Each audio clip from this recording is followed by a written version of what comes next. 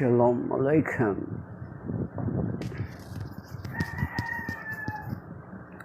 Shalom, Shalom.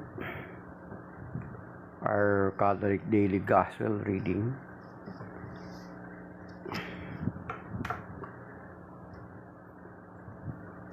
is taken from the Gospel according to Saint Matthew chapter 18 verses 1 to 5, then verse 10. Glory to you, Lord.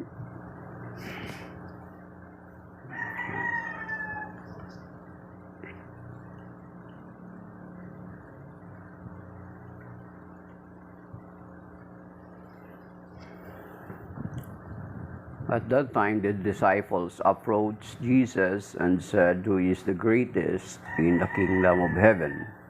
He called the child over, placed it in their midst, and said, "Amen, I say to you, unless you turn and become like children, you will not enter the kingdom of heaven. Whoever humbles himself like this child is the greatest in the kingdom of heaven. And whoever receives one child such as this in my name receives me.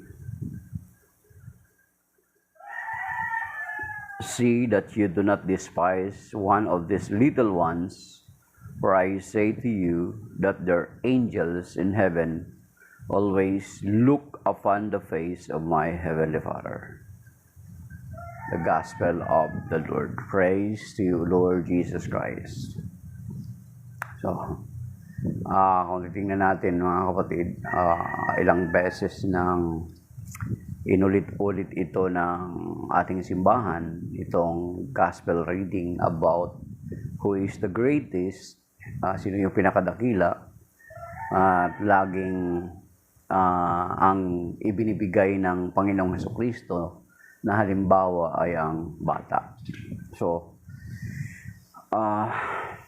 sabi ko nga sa inyo, once na ang Ebanghelyo, once na ang Word of God ay inuulit-ulit, ibig lamang sabihin ay binibigyang diin ito ng simbahan or binibigyang diin ng Panginoong Hesukristo sa atin para totoo, para talagang maisabuhay natin kung ano yung sinasabi ng banal na kasulatan, mga kapatid. Ang background ko pala, sa kabila, ayan yung AI production, yung artificial intelligence production ng Shroud of Turin. Yung Shroud of Turin, yan yung na-discover na tela na sa Turin, sa Italy, na nasunog po yan, at nung pinicturan, sa picture doon sa negative ay makikita ang napaka-clear na image ng isang taong grabe ang pagkabugbog at grabe yung sufferings na nangyari sa kanya. At inaral ito ng mga siyentipiko at napatunayan nila ito'y mga almost 2,000 years old na yung tela ng Shroud of Turin. Yung shroud na yan. So, yan. Okay. So, pag inuulit-ulit kapag halimbawa, narinig natin or palaging binibigyang diin ng simbahan, bakit laging bata ang ilang beses na halos magkasunod na ito, mga kapatid, na nagtatanong ang mga alagad kung sino yung pinakadakila. Kasi nung nakalipas na mga araw, sabi nga natin na when it comes to comparison, when it comes to sa standard ng sanlibutan or ng tao, ay iba ang pamantayan sa pagiging dakila. Ang pamantayan sa pagiging dakila sa tao ay kinakailangan marami kang achievement, marami kang natapos, marami kang credential, magaling ka. So ikaw yung, or mayaman ka, ikaw yung maituturing na dakila, ikaw yung greatest. Pero sa Panginoon, alam naman natin, katulad ng nabanggit ng nakakalipas na araw, na ang pagiging dakila sa mata ng Panginoon is ang kababaang loob. Ito yung sinasabi ngayon sa Ebanghelyo. Na sabi ng Panginoon, for you to be the greatest, you must first to be the least among all, the servant of all. Di ba yung sinasabi sa Mark chapter 10, verse 45, mga kapatid, di ba? And then, makikita naman natin, di ba, na iba talaga yung pamantayan ng Panginoon sa pamantayan ng tao. Kasi doon sa Matthew chapter 5, di ba, ang tinawag niya ng mga palad ay yung mga aba, mapalad kayong mga aba. Basahin natin sa Beatitude, yung Matthew chapter 5 hanggang verse 1 to 12. So, di ba? So, makikita natin na yung standard ng tao sa standard ng Diyos ay iba. So, for you or for us to be great in the sight of God is dapat taglayin natin yung kababaan ng isang bata. Kasi, hindi ang ating dapat i-please, hindi yung mga tao. Kasi ang ating pinaglilingkuran ay ang Panginoon. Parang katulad ng isang kwento na isang bata na pianista, mabata pa siya. Parang katulad ng organista namin, 10 years old. Magaling. So, after he performed in sa orchestra, sa entablado, nagpalakpakan ng mga tao. Nag-standing ovation. Pero yung bata, hindi tumayo ang bata to recognize it. Yung ginawa ng mga tao. Alam niyo kung kailan lang tumayo yung bata? Nung time na lumapit sa kanya yung kanyang maestro at tinapik siya sa kanyang balikat. Sabi niya, good job, job well done. Saka lamang tumayo ang bata at na-recognize back niya yung appreciation sa kanya ng mga tao. So, ibig sabihin, ipinapakita na yung bata, he is not after of the applause of people, kundi ang mas pakikinggan niya, ang primary na pakikinggan niya, sinisigurado niya na please ko ba yung master ko? Di ba? So, na please ko ba yung master ko? Yun yung kanya. So, the same with us, my dear brothers and sisters, na hindi tayo man-pleaser. Hindi natin, God bless you then, Resto Anatasov Gorgiev, Russian. So, hindi natin hinihintay na palakpakan tayo ng tao. Ang gusto nating i-please ay ang Diyos na ating pinaglilingkuran. Yan. So, ang greatest sa harapan ng Panginoon ay ang mga tao na katulad ng mga bata. Kasi yun nga, sabi natin, ilang beses na natin itong pinabanggit na ang bata, mga kapatid, wala siyang may pagmamalaki.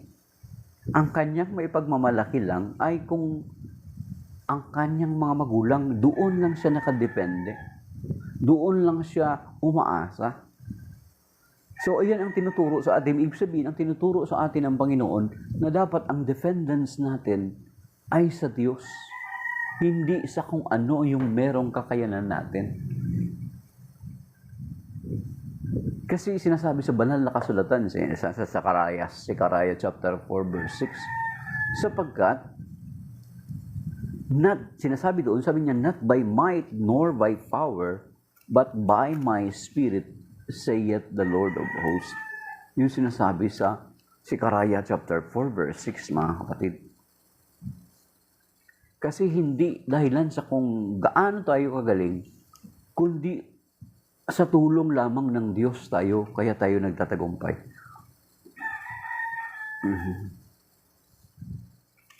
Okay.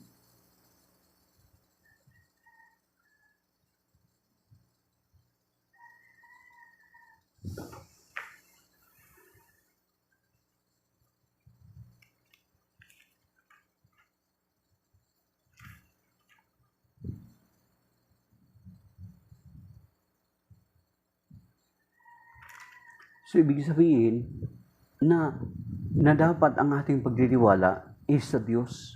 Hindi natin inaasa sa sarili nating kakayanan. Ang mga bata ba, inaasa nila sa sarili nilang kakayanan yung kanilang mga ginagawa?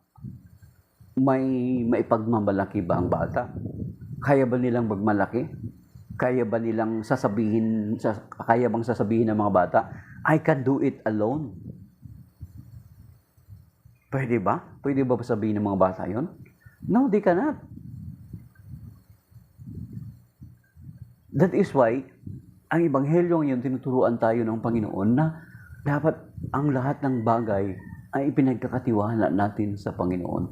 Di ba sinasabi nga doon sa Proverbs chapter 3, verse 5 to 6, mga kapatid, na ang sinasabi dito sa Proverbs chapter 3, verse 5 to 6, sabi niya, trust in the Lord with all your heart and lean not on your own understanding.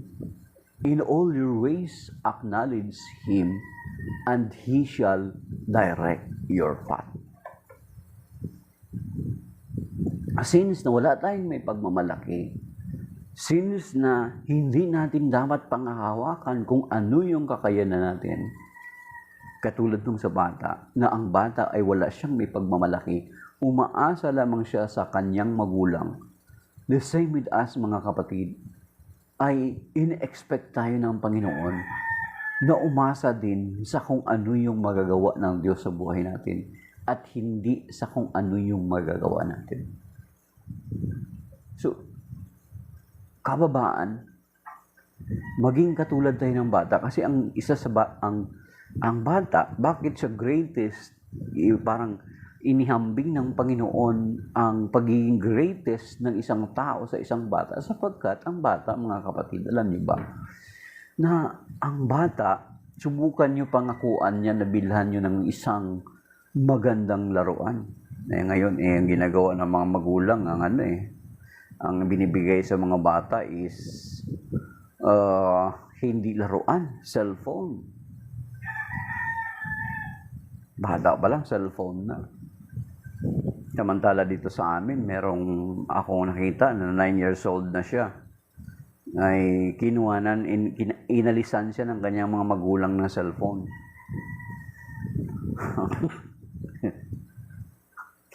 9 years old na.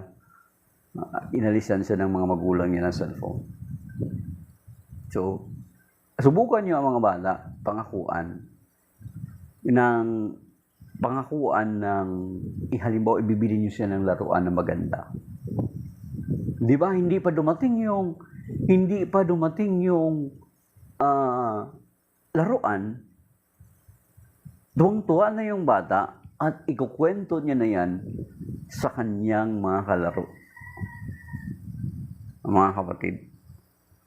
So, anong ibig sabihin yan, mga kapatid? Na the same with a child, like a child also, dapat din nating pangahawakan kung ano yung mga ipinangako sa atin ng Panginoon. Diba? So, the same with us, we are encouraged or tinuturuan tayo ng Panginoon na katulad ng bata na mapagtiwala sa mga pangako ng kanyang magulang. The same with us na mga mananampalataya ay tinuturuan na dapat sampalatayanan natin ang mga ipinangako sa atin ng Diyos. Yung mga sinabi sa atin ng Panginoon. Of course, paano natin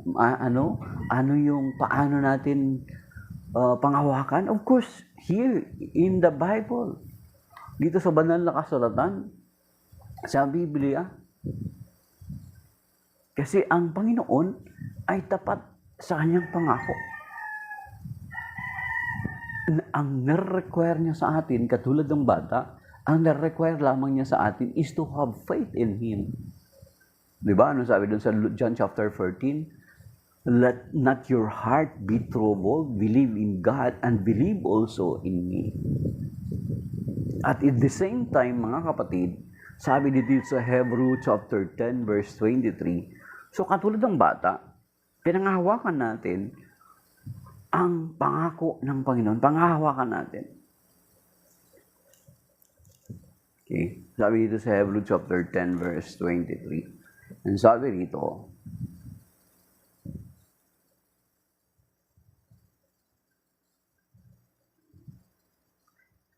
magpakatatag tayo, Hebrew chapter 10 verse 23, mga kapatid, check niyo po sa Bible niyo. Magpakatatag tayo sa ating pag-asa at huwag mag-alinlangan sapagkat tapat ang nangako sa atin. Sa English translation, sabi niya, let us hold on unwaveringly to our confession, for the one who promised us is trustworthy. So, yun yung ginagawa ng mga bata, mga kapatid. Pangakuan nyo. Di ba? Tuwang-tuwa, hey, bibilan daw ako ni mama ng laruan. Kukwenta nyo sa mga bata. Hindi, wala pala yung laruan. Wala pa yung laruan, mga kapatid. Kaya may sinasabi rin dito sa Mark 11:24, ha? Mga kapatid, take note, ha? Mark 11:24. Buksan nyo po sa Bible nyo. Ito, ma-relate natin dun sa sinasabi ng Panginoon patungkol sa bata. Na yung bata ay mapagtiwala sa kung ano yung sinasabi ng kanyang mga magulang. Okay? Therefore, I tell you, all that you ask for in prayer, believe that you will receive it and it shall be yours. Di ba? Believe, sampalatayanan mo na. Eh, yung bata, hindi pa naman niya nakikita yung laruan eh. Di ba? May mga time na, of course, kung titingnan natin yung reality, may mga time na hindi kaagad na ibibigay ng kanyang magulang yung ipinangako niya sa kanyang anak. Halimbawa, nagkaroon ng financial problem. Pero, hindi pwede sisirain ng magulang yung kanyang ipinangako sa kanyang anak. Gagawin at gagawin ng magulang yung kanyang pangako sa kanyang anak. The same with God. Kasi yun yung sinasabi sa Hebrew chapter 10 verse 23. Let us hold on unwaveringly to our confession because the one who promised us is trustworthy. So ang na-require sa atin ng Panginoon, katulad ng sinasabi dito sa Mark 11:24, is yung pananampalataya, is sumampalataya, maniwala tayo. Kasi ang nakikita natin, kung basahin natin dito, therefore I tell you all that you ask for in prayer, believe that you will receive. Believe, sampalatayanan mo, na matatanggap mo, sabi niya, and it shall be yours. And it shall be yours, mga kapatid. Diba? Kaya nga, sa prayer kung babasahin yung Matthew chapter 7, ako kapag mag-pray ako, kasama sa prayer, mga kapatid, ay, halimbawa, nag-pray ka, may you are asking of something, and if you think na sa tingin mo naman ay pwedeng hindi naman makakasama sa iyo at kalooban ng Diyos, iyon para sa iyo. Ako usually, kapag mag-pray ako, kiniklaim ko yung promises ni Lord doon sa Matthew chapter 7 verse 7 to 11. Ask and it will be given to you. Seek and you will find. Knock and the door will be opened to you. Mga kapatid, alam niyo ba na meron doon na binanggit ang Panginoon? Sabi doon sa Matthew 7, 7 to 11 na yun. Sabi niya, kung ang inyong anak hihingi ng tinapay, bibigyan ba ninyo ng bato? Kung ang inyong mga anak humingi ng isda, bibigyan ba ninyo ng ahas? Then, binanggit ng Panginoon doon, sabi niya, kung kayo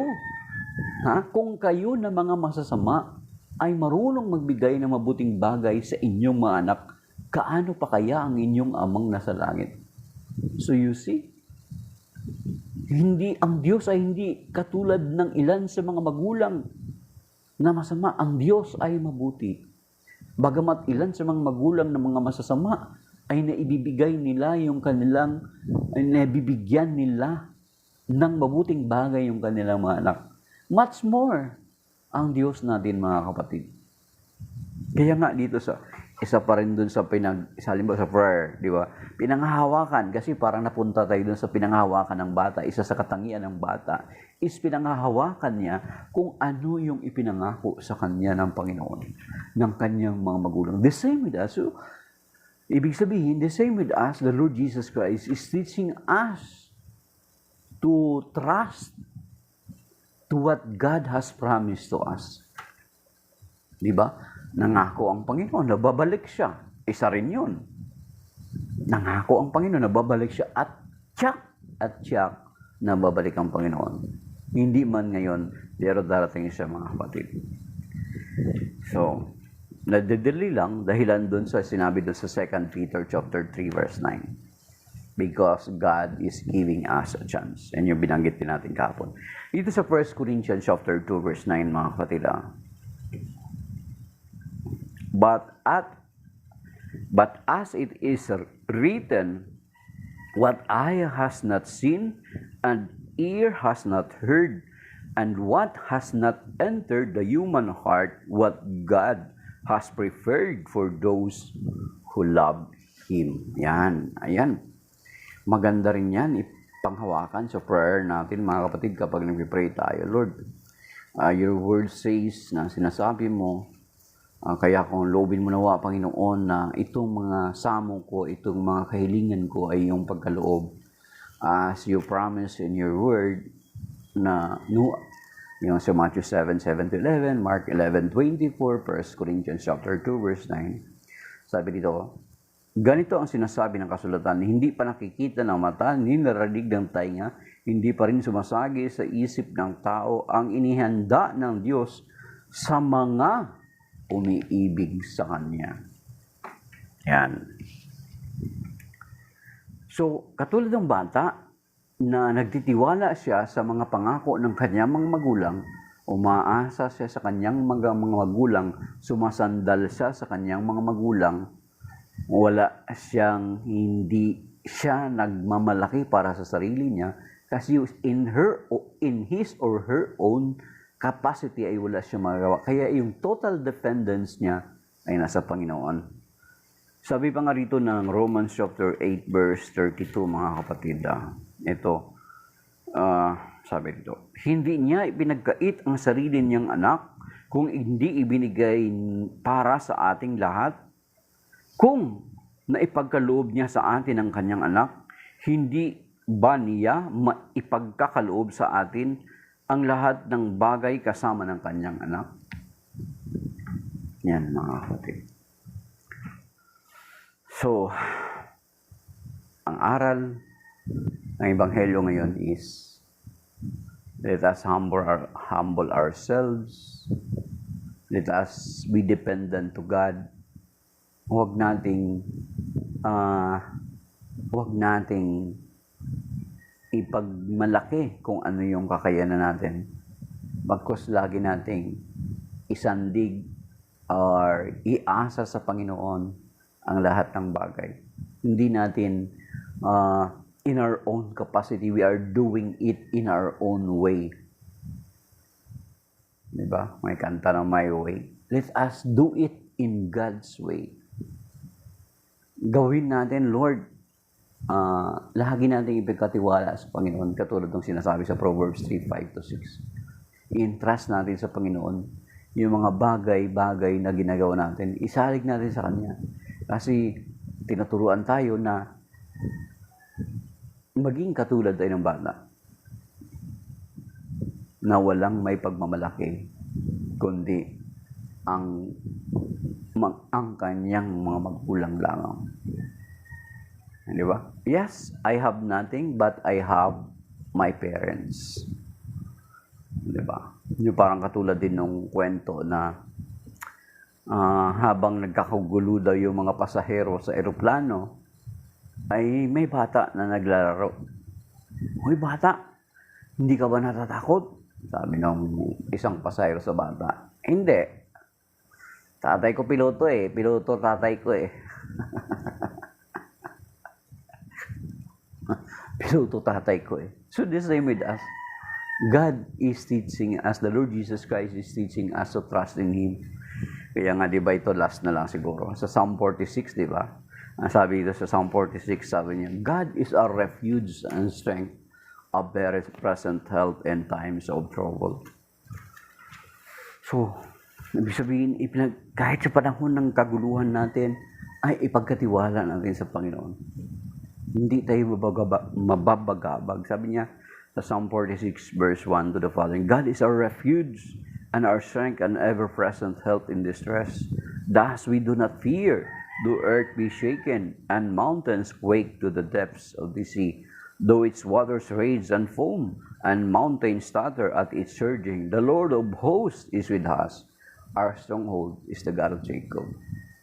So ganun din yung bata, mga kapatid. Hindi siya nababahala anuman mangyari kasi sumasandal siya at nagpapakupkup siya sa kanyang mga magulang. So the same with us, dapat nagpapakupkup tayo sa ating mga magulang. Diba?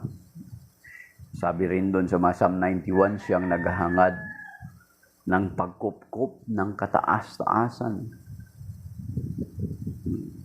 So, tayo ng mga anak ng Diyos, dapat nagpapakupkup tayo sa Kanya. Huwag nating iasa sa sarili nating galing. Huwag nating iasa sa sarili nating lakas. It must be always sa kung ano yung magawa ng Diyos sa ating buhay. Then, dun sa verse 10 ng Ebanghelyo ngayon, mga kapatid, na sabi niya, kasi feast of the guardian angel ngayon, mga kapatid. So, katulad niyan, since now feast of the guardian angel ngayon, di ba, sana memorize mo ba yung tinuturo ng guardian angel prayer sa mga bata? Pero sa akin, ko memorize yun eh.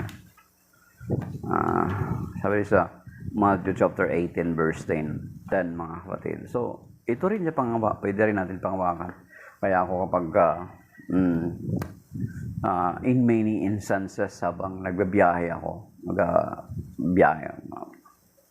ang sabi dito, see that you do not despise one of these little ones, for I say to you that their angels in heaven always look upon the face of my heavenly Father. Their angels. So, yun nga, may tinatawag tayo ng mga guardian angel. So, what we need to do is to recognize them. My dear guardian angel, angel of God. Ano ba yun? Alam na, memorize mo po ba yun? Yun. Ang sa akin, ang kiniklaim ko kapag halimbawa alis ako, may biyahe ako, pupunta ako ng malayo, ang pinipray ko, ang kiniklaim ko is yung Psalm 91:11. Suguin niya ang maraming anghel, silang susubaybay, kahit saang dako ikaw maparoon, tiyak iingatan. So, let us recognize our guardian angel. Ito sinasabi ng Panginoon, meron tayong guardian angel. Their angels in heaven always look upon the face of my heavenly Father, sabi niya. So, every time na alis tayo ng bahay, recognize natin, my dear guardian angel, you were sent to us. You were commanded or you were sent to us by God to protect us. May you will protect me and guide me today as I do my activity, including all my loved ones. At iligtas mo nawa ako sa mga anumang kapamakan, sakit o karamdaman, maging sa mga pagkakasala. Yan. So maybe that is by now, mga kapatid. Happy feast day of our dear guardian angels. So maraming salamat po sa mga nag-like at saka isang nag-share, sa mga nag-tap ng screen at maging yung hindi man nag-tap ng screen. Nawa ang biyaya ng Panginoon, ang pagtatanod ng ating mga guardian angel ay good morning po, Joy Hernandez, ay sumaati nawa araw-araw at iligtas tayo sa anumang sakuna, kapahamakan o ligalig. In Jesus' name, Amen. In the name of the Father, the Son, the Holy Spirit. Amen. So, Shalom. That is by now. Maraming salamat po sa inyo lahat, mga kapatid. So, signing off, my dear brothers and sisters.